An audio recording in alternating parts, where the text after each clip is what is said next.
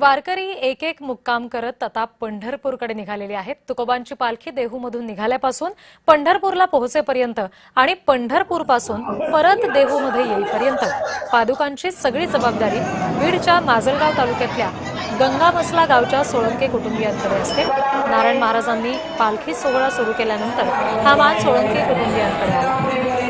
नेमका हा वारसा कसा मिळाला या संदर्भात आमचे प्रतिनिधी निखिल सुत्रे आपल्याला आणखी तपशील देत आहेत। हे मान तुम्हाला वारंवार मिळत असतो, तुमच्या त्या 10 वाड्यांमध्ये हे सगळं चक्र फिरत असतं।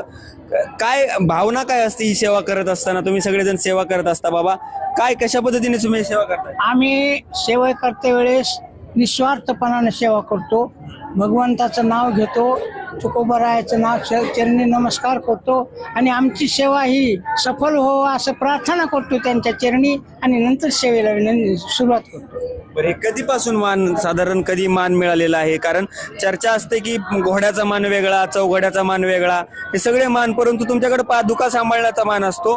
कधीपासून हा मान आला तुमच्याकडे? आमचे पूर्वज तुकाराम महाराजाची बीज साजरी करतात ना, त्यावेळेस दरवर्षी देहू मुक्कामी त्या बीजेसाठी उत्सवाला येत होते आणि त्यावेळेस तुकोबारायाचे तृतीय चिरंजीव नारायण महाराज यांच्या मनामध्ये असं आलं की आपल्या पूर्वजांची तुकोबारायाची आणि पांडुरंगाची भेट व्हावी, तर त्याला काय विलास करावा म्हणून त्यांनी हा पालखी काढण्याचा निर्णय घेतला।